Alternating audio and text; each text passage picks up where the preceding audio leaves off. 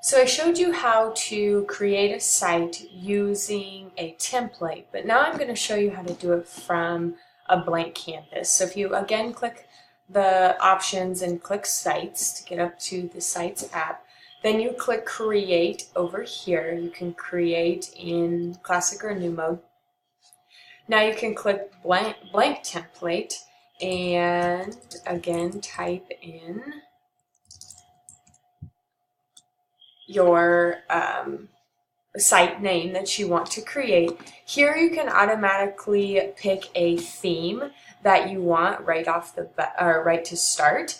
You can pick any of them that you choose, but you don't have to right off the start if you want to leave it. There's also more options right here that you can add like site categories and things like that, but we'll do that in a little bit. So once I've created my theme, I'm going to go ahead and click create.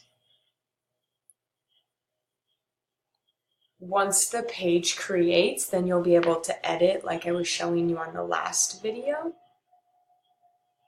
Now that it's come up, you can go anywhere from here and you can click edit page, you can add pages, you can add things over here, but this is just the main layout of the site.